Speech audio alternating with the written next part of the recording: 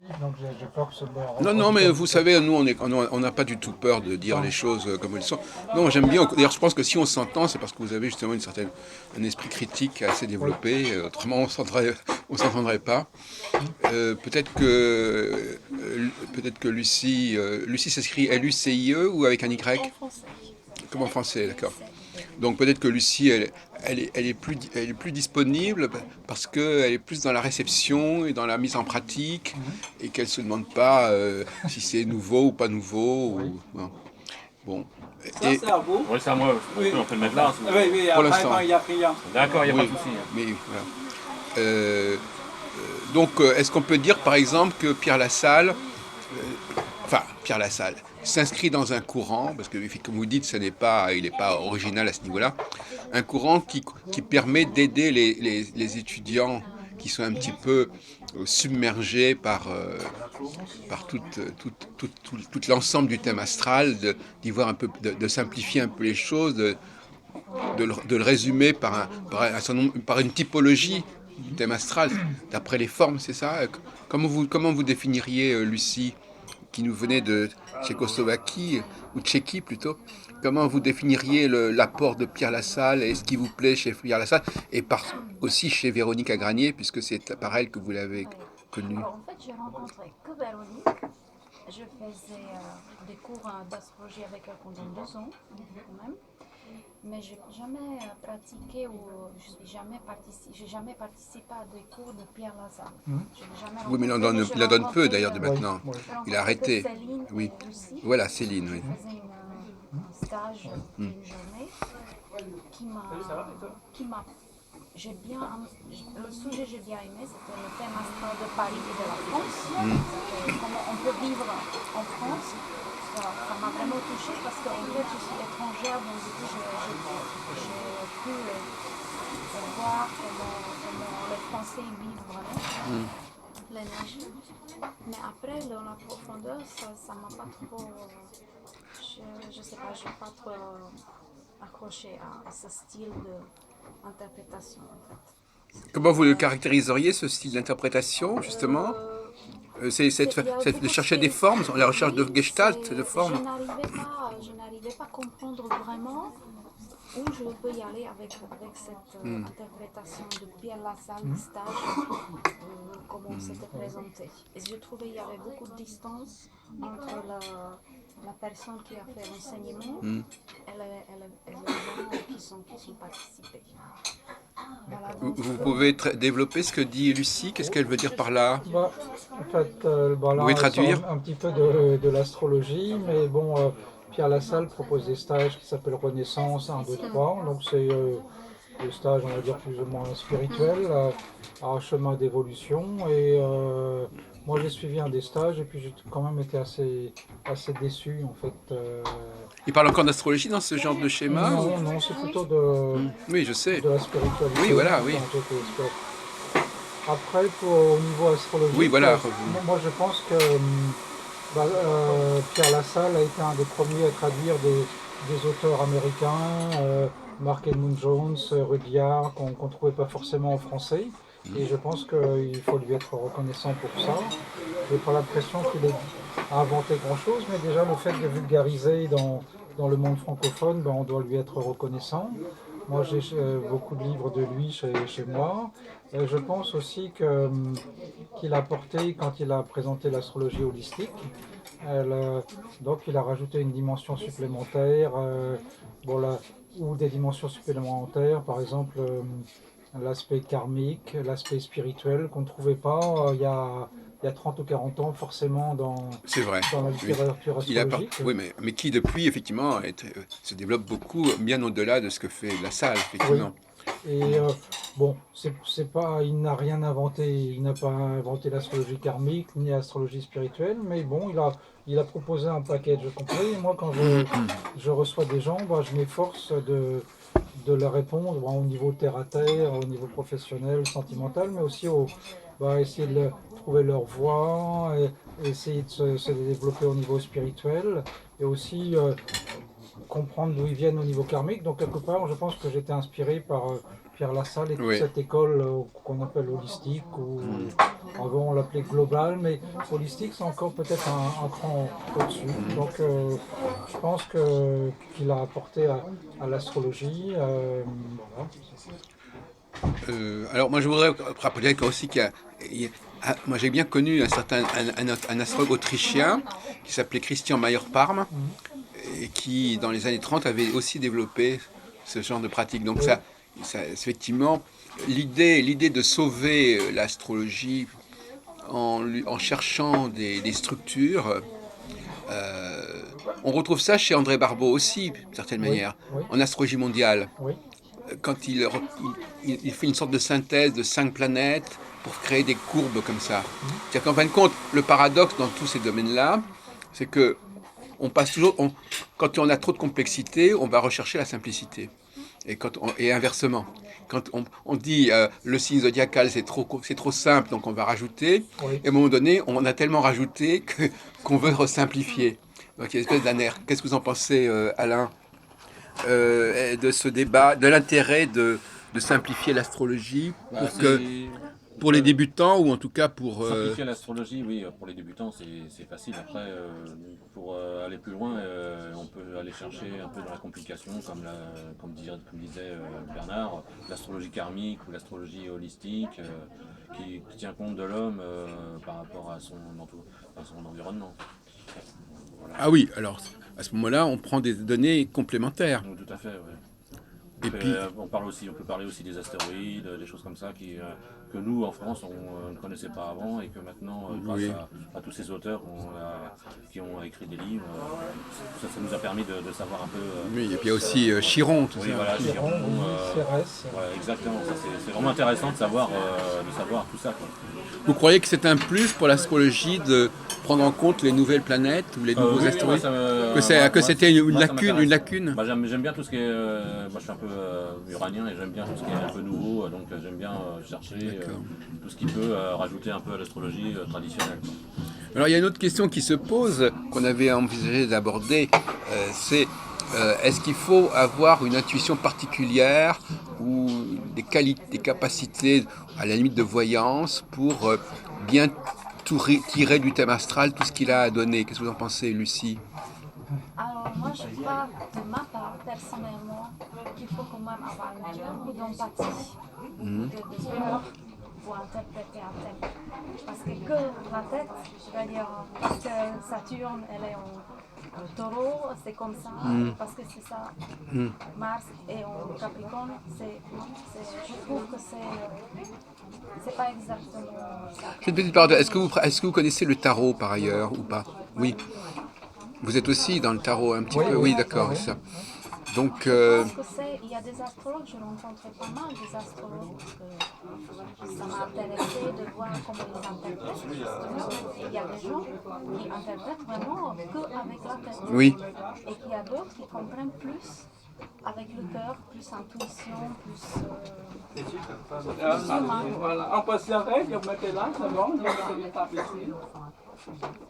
Oui, non, mais donc alors vous avez le même avis, je Moi, je suis suppose. d'accord avec Lucie. Enfin, moi, au début, C'est pas grave, désolé, j'ai parce que commencé je à suis faire de trop, je sais l'astrologie qu'il y a des plats. en interprétant, comme tu disais, Saturne en Capricorne, point, enfin, essayant d'y comprendre quelque chose. Oui, un peu comme par ordinateur aussi, comme ça, Oui, il y a oui. une succession de données, et puis finalement, on ne sait pas très bien ce que ça va. Et ce qui m'a permis de franchir un cap, et c'est un médium qui me guide, qui m'a dit, c'est de regarder le thème astral un petit peu comme on regarde un tirage de cartes du tarot de Marseille, en fait. Ah oui. Et donc, être Ouais. attiré par un côté ou l'autre. Donc ça fait que des fois, je commence par un côté du thème ou l'autre, alors qu'on a appris qu'il fallait regarder les planètes dominantes au milieu du ciel à l'ascendant. Des fois, je suis attiré par un amant, Ouais, et puis ouais. j'en déduis des choses. Tout Et à fait. ça m'a permis de franchir un cap.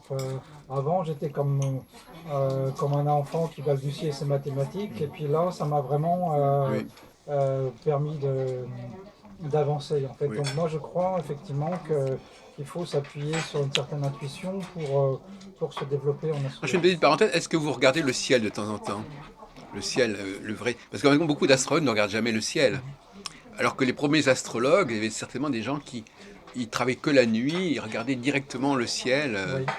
Vous-même, vous avez une connaissance de la sphère céleste, Oui, mais Alain? j'ai une connaissance, mais je m'intéresse à tout ce qui est l'astronomie, à Oui. toute l'actualité de l'astronomie. Ah oui.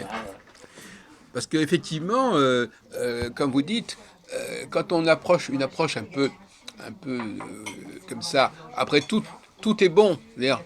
C'est-à-dire, c'est pas important que le thème astral soit extrêmement compliqué, puisque de toute manière, comme vous dites, on va en prendre certaines choses ou pas. Oui. C'est pas la même chose que si on a une approche pas du tout de ce type-là, pas du tout divinatoire, et à ce moment-là, on aime bien avoir quelque chose de simple, qui soit de lui-même structuré, et pas qui soit sans que ça demande. Parce que la grande question de savoir, c'est est-ce que c'est le praticien qui fait le travail et qui fait la sélection, ou est-ce que c'est la théorie elle-même qui doit être suffisamment cohérente? Avec ce que vous dites, à la limite, peu importe que la théorie soit cohérente au départ, puisque de toute façon, au bout du compte, c'est quand même le praticien qui va mettre un peu de l'ordre. Alors donc, parce que finalement, cet intérêt pour l'astronomie, vous n'avez pas peur d'être submergé par les informations. Bah oui, on peut être submergé par les informations. Par exemple, moi j'étais intéressé aussi par les étoiles fixes. Parce que, Ah bah vous avez bien raison. Au début de l'astrologie, les astrologues ils tenaient compte des étoiles fixes. Ah ben je ne peux qu'être d'accord avec vous, moi je travaille qu'avec les étoiles fixes. Alors. Ça, c'est chouette. Donc c'est intéressant aussi de savoir s'il y a une étoile fixe au milieu du ciel ou conjointe à une planète. Ça peut être un intérêt aussi, comme les astéroïdes. Hein. Voilà, exactement. Et vous avez tout à fait raison de rappeler que ça a disparu. D'ailleurs, Pierre Lassalle, je crois qu'il ne s'y intéresse pas spécialement aux étoiles fixes. Non, pas à Oui. ma connaissance. Et ça, c'est vraiment un des grands vides de l'astrologie contemporaine. C'est vrai que dans le ciel des anciens, les planètes, les étoiles, tout ça, c'était un ensemble. Mais vous-même, vous ne travaillez pas sur les étoiles fixes, à Non, vous voir non, comme du ça. tout, non. Par contre, puisqu'on parle de Pierre Lassalle, Pierre Lassalle a vulgarisé en France les configurations planétaires, par exemple la tente, le voilier, etc. Bah Donc, oui. il y a souvent de cerfs-volants. Bah, c'est justement ce qui caractérise Et, son travail. et en fait, moi, je me sers de ce genre de configuration. Vous en avez inventé de nouvelles, monsieur Luguerre? J'en ai trouvé, en fait. Ah bon On en retrouve. J'en ai trouvé un qui ressemblait non plus, mais qui n'était pas non plus officiel. Et moi, j'ai le souvenir d'une personne qui est venue me voir, et puis il avait un voilier dans son thème, pourtant il était d'origine suisse, alors je me suis dit ça colle pas trop. Mais en Et fait, pourtant il travaille pour une compagnie maritime, la CGM, et puis c'est quelqu'un qui a beaucoup bourlingué, donc j'ai trouvé que c'était assez marrant. Ouais. Ça me fait penser justement, pour revenir aux astéroïdes, vous savez que maintenant il y a des centaines d'astéroïdes qu'on peut mettre dans le thème. Et alors, il y a par exemple quelqu'un qui avait un astéroïde qui s'appelait Harvard dans son thème, et il avait étudié à Harvard. Voyez-vous, donc moi je me souviens qu'il y a 10 ans, on avait fait un colloque avec des Américains à Paris, et on nous avait parlé de ces astéroïdes, mais c'est vrai que paradoxalement, cette science, elle aboutit à la voyance. C'est ça curieux. Parce que, effectivement, tous ces astéroïdes, ils reçoivent des noms, et finalement, ça peut encourager, ça peut être un support de voyance. Alors ça donne toutes sortes de noms, de personnes, d'objets, de lieux, etc. Donc ce mariage, finalement, le grand paradoxe, c'est que le mariage entre l'astrologie et l'astronomie nouvelle, conduit quelque part à une forme de divination, d'astromancie. Et d'ailleurs, ces figures planétaires, je pense, sont en plus dans l'étude du thème. Moi, j'ai en tête, par exemple, le thème de Claudine, qu'on connaît tous ici, qui a un thème assez sérieux et pas du tout un thème spirituel au premier abord.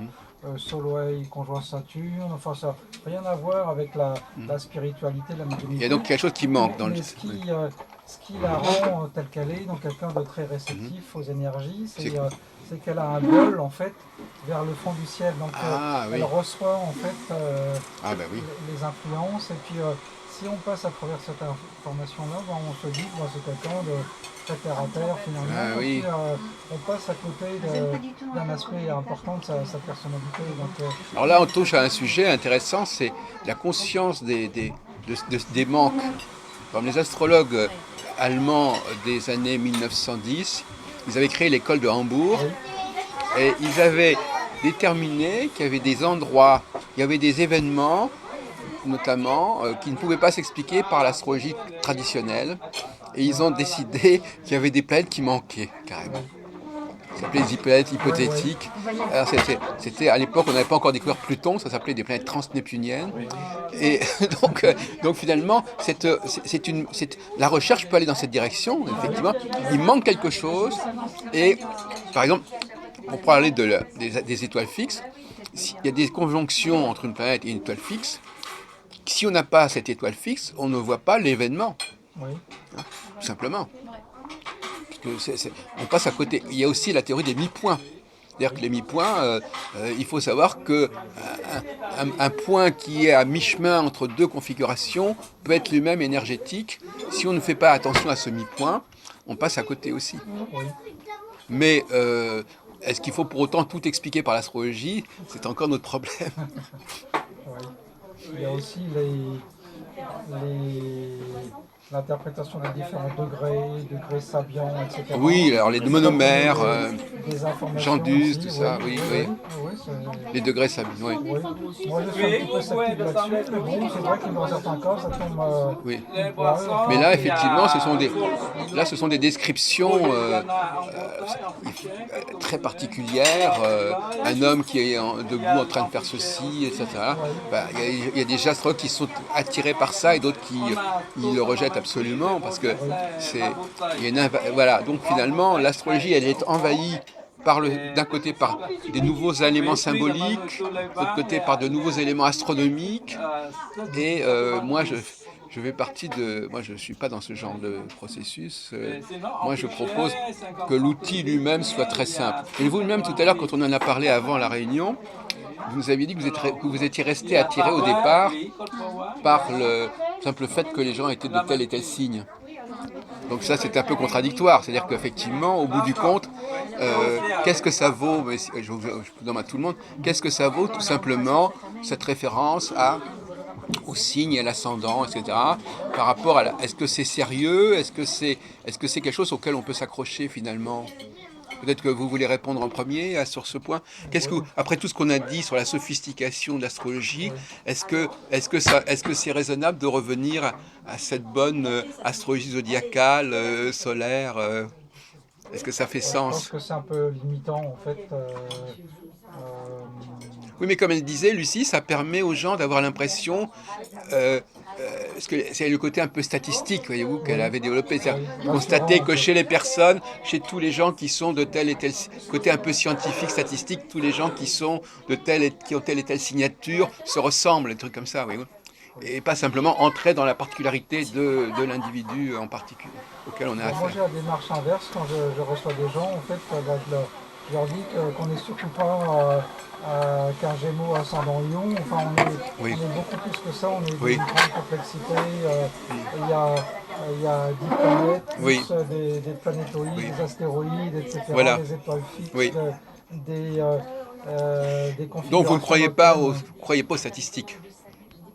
Gauquelin, tout ça, pour qu'on puisse généraliser certaines configurations à des populations assez importantes, professionnellement par exemple, tout ça. Si, mais on ne se résume pas qu'à un aspect, enfin, En tout cas, Lucie, elle, c'est ce qui l'avait séduit, et il faut reconnaître que 90% des gens qui s'intéressent à l'astrologie, ils sont séduits par le fait qu'ils vont vous dire « Ah oui, tous les gens qui sont de tel signe, moi je m'entends ou je m'entends pas », ou choses comme ça.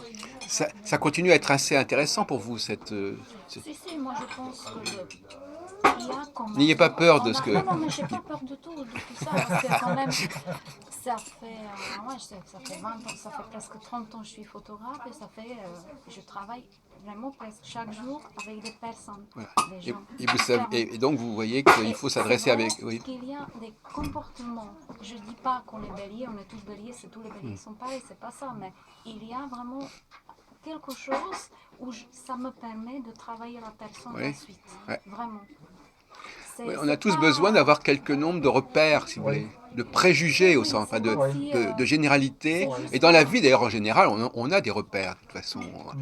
On classe les gens, pourquoi pas par l'astrologie. Alors, qu'est-ce que vous en pensez, Alain? Oui, on peut classer les gens par le soleil, le signe solaire et l'ascendant. C'est un bon moyen de savoir un petit peu au début la personnalité, le caractère de la personne, comment elle réagit à ce qu'on Oui, mais alors dit. comment est-ce qu'on peut concilier à la fois là on trompe dans... Moi, je suis un peu un machiavélique parce que je sais bien qu'il y a un problème parce que comment est-ce qu'on peut concilier l'exigence? Vous dites quand même qu'on peut connaître pas mal de choses comme ça, Oui. que c'est une clé, Ouais, et en même temps vous êtes tout à l'heure un partisan de complexifier l'astrologie. Alors c'est un peu le grand écart là. ah oui, de toute façon la vie c'est un grand écart. Donc soit à un moment donné on voit juste, on regarde un peu la personne et puis on dit bon elle doit être tel signe, tel ascendant. Ou alors donc là on va après dans la complexité et puis on regarde le thème pour approfondir un peu sa Oui. personnalité, Oui. enfin, son caractère. Oui, on passe du général, Ouais. la personne appartient à un groupe, et après, au sein du groupe, on va dire qu'elle est plutôt comme ceci, comme cela. Autrement dit, c'est ce que souvent disent, on dit, il y a tous les gens il y a des gens qui sont du Capricorne, d'accord, mais il y a un élément complémentaire qui vient que ils sont pas tous les Capricornes ne se ressemblent pas, mais ils se ressemblent quand même. Il y a certaines choses qui se ressemblent vraiment. Et si on va dans l'astrologie karmique, on sait que Bélier va jusqu'à Poisson et de chaque signe a déjà vécu quelque chose. Aussi, c'est ça un peu travail. Qu'est-ce que c'est que j'ai pas compris? Dans l'astrologie karmique. Qu'est-ce que c'est, Bélier? Attends, parce que là, vous avez sous-entendu quelque chose. On commence avec le Bélier Oui. et on continue, on traverse tous les signes et on va jusqu'à Poisson. Oui. Et donc on sait aussi que apparemment ça, l'âme il a déjà évolué dans certaines choses. Je ne sais pas si j'explique ça bien. Mais c'est aussi ça quelque part qui me... Ça va? Oui, ça va, merci. Bonne année. Ah, Enfin, bonne année, bonne santé. Oui, l'année vous du aussi, singe, hein. l'année du singe. Ah, de chance, oui, c'est vrai. Hein. Non, donc je voulais dire que chaque signe a sa touche quelque part, il est touché par quelque Oui. chose de spécial. Et je ne suis pas le cas qui dit, comme je disais, Bélier se ressemblent tous, tous sont pareils, non, c'est pas ça. Mais il y a un certain comportement qu'on peut détecter et qu'on peut aussi travailler. Alors on va essayer d'aller un peu plus loin dans la réflexion. D'où vient, ça va peut-être pas vous plaire, d'où vient ce symbolisme zodiacal? D'où il sort? Bélier, Taureau, Gémeaux, d'où ça sort? C'est tombé comme ça du ciel, c'est qu'à le dire. Enfin, comment ça s'est constitué? Le mois dernier, on n'a pas arrêté de travailler sur ces questions-là. C'est pour ça que je dis. Est-ce que vous avez une idée, Alain? Là, j'espère que je ne vous indispose pas. Non.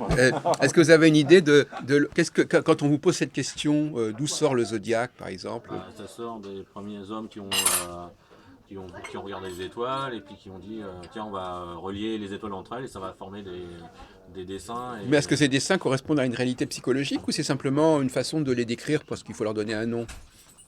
Je pense qu'on a par rapport à l'environnement des gens, enfin des civilisations, ils ont des animaux ou des Oui, choses. mais donc on n'a pas forcément à en tirer des conclusions sur le plan psychologique. C'est comme si on disait, par exemple, on est rue de la Providence ou rue de je sais pas quoi. Le fait d'être dans une certaine rue, ça ne veut pas dire forcément autre chose qu'il faut bien donner un nom à une rue. Oui, tout à Donc fait. là, bon, à ce moment-là, donc les noms des signes n'ont pas d'importance à la limite. Ah, peut-être. Ah bah. Un bélier, c'est un fonceur, donc ils ont donné ce nom parce que la personne elle fonce. Attendez, attendez, vous me dites qu'on a décrit des zones du ciel parce qu'il faut leur donner un nom. Ouais. Et puis tout d'un coup, vous me dites, mais les gens qui sont liés à cette zone, ils ont le caractère du nom qu'on a donné à cette personne. Bon, alors on ne comprend pas très bien comment ça s'articule. Ou bien vous dites qu'effectivement, ce sont des noms purement conventionnels et dont on n'a pas à tirer de conclusion, ou bien vous êtes obligé de dire que s'ils ont donné ces noms, c'est parce que les gens qui étaient nés sous ces signes-là, on avait pu remarquer que, en fin de compte, on ne peut pas éviter la statistique. Ouais, c'est sûr. Parce que si on a, dans ce discours-là, que si effectivement on a décidé que tel signe avait telle signification, ça ne peut être que parce qu'on a pu remarquer sur un grand nombre de cas que c'était ça. Ou alors on l'a donné ce nom comme ça, et puis à ce moment-là, ça n'a pas de valeur. Il faut essayer quand même de réfléchir sur les fonds. Comment vous sortez de ce dilemme, monsieur Lugern? Bon, moi, je pense effectivement qu'en observant le ciel, les anciens ont vu des figures se dessiner, bon, en forme de Sagittaire, Oui. etc. Oui. Ou de Gémeaux, de Poissons, et effectivement, on peut le relier à des tempéraments, des caractères, donc ils voyaient tout. Donc, tous les comme jours. disait Lucie, donc il y a quand même des choses qui sont, il y a des constantes d'après le signe. Oui, et à l'époque des anciens, les gens étaient peut-être plus Oui. simples à lire. En fait, Oui, d'accord. ils étaient un peu dans une catégorie. Ah oui, oui. Quoi. Il y avait celui qui se met facilement en colère, celui qui reste en retrait, etc.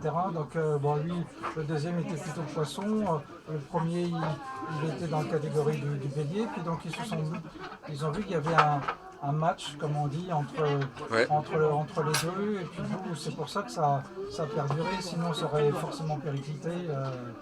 Donc, Voilà la des concept. archétypes, Voilà. Et donc vous voulez ajouter quelque chose sur comment ça s'est développé toute cette astrologie zodiacale par exemple, pour ne pas parler de l'astrologie planétaire parce que c'est un autre sujet. Comment c'est né, voilà. Comment tout ce savoir a pu naître et se mettre en place. Moi, je crois que je suis plutôt quelqu'un très dans les énergies spirituelles. Moi, je crois qu'il y a quelque chose, l'univers qui n'est pas créé comme ça simplement. Il y a des mouvements. Donc, au départ, moi, je ne suis pas très, comment dire, j'ai pas vraiment étudié tout ce qui est lié au départ. C'est-à-dire, je suis pas, je sais pas. Non mais à vrai dire. peut-être pas étudier, mais est-ce que vous avez réfléchi vous-même, vous vous êtes posé des questions à vous-même de toute façon? Oui, je me suis posé la question, je me dis simplement, dans tout univers, il y a des énergies différentes, il y a des personnes différentes, D'accord. et donc chaque énergie a sa place. Donc, c'est même, on est un bélier, on a besoin de quelqu'un qui est assez actif. Oui. Après, on a des balances, qu'on a besoin D'accord. de l'amour. Et tout ça, ça compose, ça fait un mouvement. Et même dans les étapes comme ça, Alors je vais, avant qu'on passe qu'on aille manger un petit peu quelque chose, alors qu'est-ce que vous en pensez alors justement d'une problématique que Bernard sait que je m'intéresse beaucoup à ça, du féminin et du masculin. Est-ce que pour vous, en dehors de l'astrologie, pour simplifier dans un premier temps, est-ce que vous distinguez le comportement des hommes et des femmes? Ou c'est uniquement lié ou ça dépend du signe ou lequel... Non, mais je pense qu'au départ, de ma part, je pense que dans chaque personne, il y a le masculin. Oui, féminin. voilà, c'est ce que vous pensez. Et c'est un. Et parfois, les personnes fonctionnent plus masculin, plus féminin, mais sûrement, peut-être. Donc pas quand on rencontre des femmes, on exactement ne peut rien dire de l'intelligence sur les femmes ou sur les hommes. l'intelligence, Je veux dire, est-ce qu'on peut dire quelque chose parce qu'on vient de parler de statistiques, une statistique quand même relativement simple et qui n'a pas besoin d'aller regarder vers le ciel, c'est de se demander s'il y a des choses qui sont communes à tous les gens qui sont de sexe masculin ou de sexe féminin. Donc apparemment, vous ne voulez pas entendre parler de cela. Non mais c'est pas... Non mais d'accord, mais vous voulez remplacer ça, vous préférez parler d'un Sagittaire ou d'un Scorpion que de dire que quelqu'un est un homme ou une femme, par exemple. pour moi, un être humain, Ouais. c'est les deux. D'accord. Pour moi, c'était Bon, un- alors, vous n'êtes pas obligé d'être d'accord avec avec Lucie. Est-ce que vous la suivez ou est-ce que vous pensez qu'il y a quand même un recentrage sur le sexe qui est important en psychologie? Oui et non, enfin je dirais, on rencontre des femmes très masculines, des hommes très très hyper féminins, enfin on le voit clairement dans leur thème. Donc, Ah oui, d'accord. je pense que les réalités sont un peu plus complexes que ça. Dire, c'est un homme, donc son thème est coloré d'un côté masculin, c'est une femme, donc... Oui. Mais on pourrait dire par exemple que c'est un homme, mais du fait de son thème, c'est un homme qui a quelques particularités, mais en sachant quand même qu'il a une base homme ou une base femme, quitte à la préciser ou à la nuancer. Mais quelquefois on a du mal à voir cette base homme ou cette base femme, en fait elle n'apparaît pas. Alors on va passer au sieur Alain alors. Moi, je suis d'accord avec Bernard. Voilà, dans chaque personne, il y a du masculin et du féminin. Ben oui, Lucie aussi elle dit ça. Hein. Donc voilà.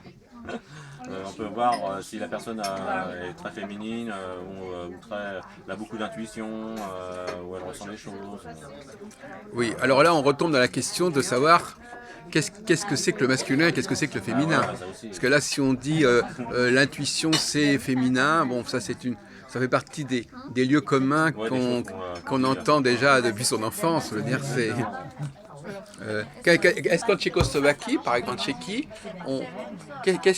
quels sont les... Bon, on va faire une petite parenthèse. Qu'est-ce qu'on dit comme ça dans la société tchèque sur les hommes et les femmes? Comment on les distingue? Quels sont les éléments, quels sont les attributs, quelles sont les particularités qu'on leur attribue comme ça, spontanément? Je pense que c'est ça ce que j'ai découvert ici en France, c'est la différence que je suis une étrangère ici, donc je peux voir les choses encore différemment. C'est vrai, c'est vrai. Et c'est vrai qu'en République tchèque, dans mon pays où j'ai grandi, en fait, le peuple ou les hommes sont très masculins au sens de macho. Ici en France, les hommes sont beaucoup plus doux.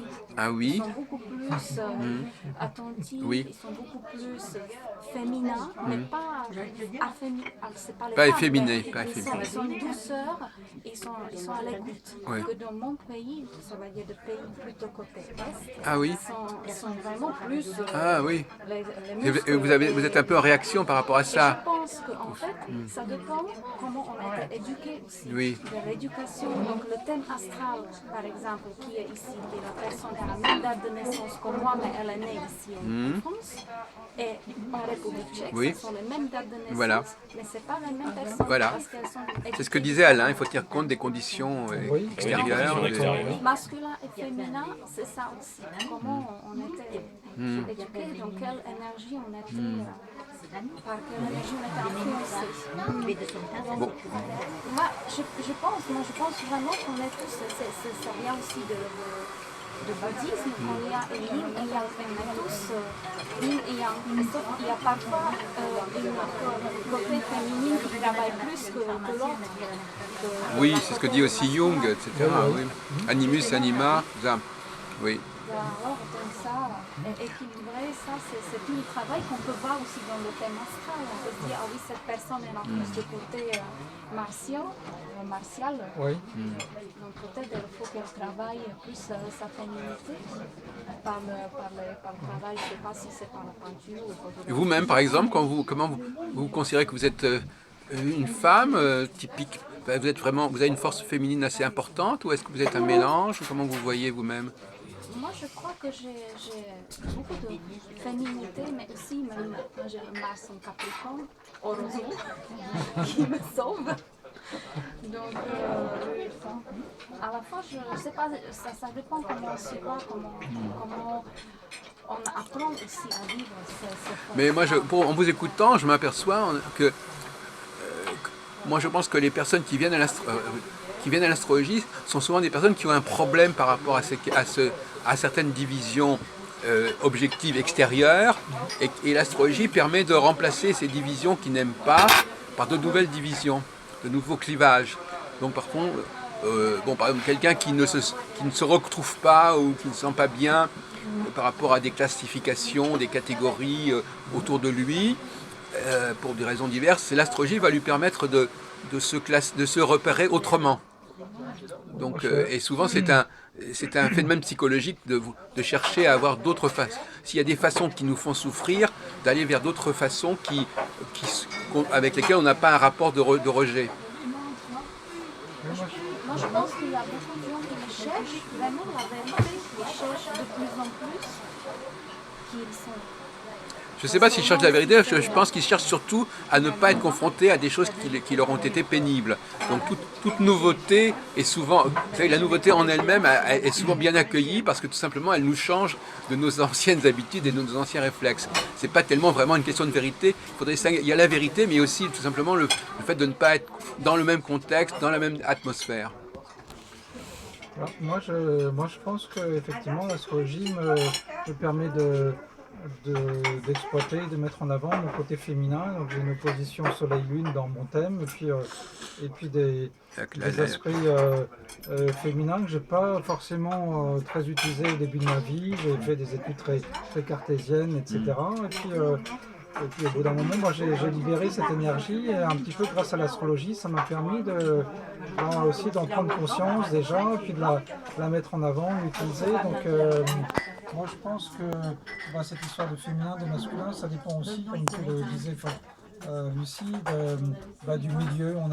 Un homme aura beau avoir une lune en concert, s'il est élevé en République tchèque, ben, sa lune en cancer, elle sera un petit peu brimée. Oui, alors parce que- qu'il aura le modèle masculin Oui. fort. Alors que s'il est élevé, je ne sais pas, à Paris, on va dire, ben, il y a plus de chances que sa lune ressorte. Alors Alain, qu'est-ce que l'astrologie vous a-t-elle aidé pour vous développer, pour vous épanouir? Tout à fait, moi, pour moi l'astrologie c'est un outil pour mieux se connaître et donc pour mieux savoir qui on est et qu'est-ce qu'on doit faire dans cette vie-là. Voilà. Ça c'est vraiment un outil très important pour mieux se connaître. C'est amusant quand Lucie a dit heureusement que j'ai Mars en Capricorne, effectivement. Mais ça, il y a des gens qui, effectivement, quand on leur pose des questions sur eux-mêmes, ils ne peuvent pas ne pas se référer à leur thème. Voyez-vous. C'est-à-dire qu'en fin de compte, c'est comme s'ils se référaient à soi-même sans... Le thème, c'est quelque chose de relativement concret, paradoxalement. Enfin, c'est quelque chose qu'on peut voir. La personne, on ne la voit pas, quelque part. Donc, en fin de compte, c'est aussi une façon de dire bon, moi ce que je dis c'est pas important, voyez mon thème. Mon thème, c'est au moins ça c'est objectif, c'est une représentation objective de moi-même et justement ce qui explique pourquoi les gens vont plutôt voir un astrologue qu'un psychologue par exemple. À votre avis, qu'est-ce qui fait que on va plutôt chez l'un que chez l'autre? Pourquoi on va plutôt chez un voyant qu'un astrologue, plutôt chez un astrologue qu'un psychologue, etc. Moi, je pense personnellement que c'est une histoire de ma famille. Il y avait mon frère, il avait des soucis, donc il était allé chez psychologue et ça le détruit. Une fois, on était allé chez un astrologue, c'était concret. C'était pendant 2 heures de discussion avec une personne très gentille qui a expliqué concrètement les choses. C'était pas les flous, une discussion pendant des années. Et c'était aussi vraiment comme si c'était des points qu'on peut concrets, qu'on peut développer. C'est possible. Je trouve que ça dépend d'astrologue aussi. Donc Bernard, à votre avis, pourquoi en plus vous avez plus, parce qu'en fait, comme vous êtes aussi tarologue, on pourrait aussi vous poser la question, qu'est-ce qui fait que les gens préfèrent que vous leur parliez du tarot que d'astrologie, par exemple? Ils ont une réponse tout de suite. C'est ça aussi. Donc la numérologie aussi, chaque fois c'est un peu différent. Il y a différentes attentes. Alors moi je pense que effectivement l'astrologie a un côté rassurant par rapport à toutes ces disciplines. Effectivement on voit les configurations, tout le monde connaît un petit peu les planètes, les signes, c'est un côté rassurant. La mythologie, tout le monde connaît un peu la mythologie. Par rapport à un psy qui semble sortir des théories dont on ne sait où, un tarologue, des fois on a du mal à relier les cartes avec le... Vous n'êtes pas tarologue, vous voyons. C'est aussi. Tout le Donc monde je est pense tarologue que ici. ça a ce côté un peu structuré, donc qui rassure l'astrologie. Mais inversement, il y a peut-être des gens qui vont préférer le tarot à l'astrologie, non? Oui. Un des avantages de l'astrologie, c'est que ça permet de préciser les périodes, ce qu'on a du mal à faire avec les tarots. Ça c'est sûr. Ça c'est clair. Après, ce qui manque dans l'astrologie, ce sont les flashs du médium. En fait, en astrologie, on peut savoir que dans les 6 mois qui viennent, on peut rencontrer une personne, mais on ne sait pas à quoi. Autrement dit, on pourrait dire qu'en astrologie, on sait quand, mais on ne sait pas quoi. Et en voyance, on sait quoi, mais on ne sait pas quand. Exactement, oui. Donc, je pense qu'il faut combiner les deux et peut-être avoir un psy pour avoir aussi des conseils pour être disponible pour faire cette rencontre. Voilà. On va faire une pause, si vous permettez.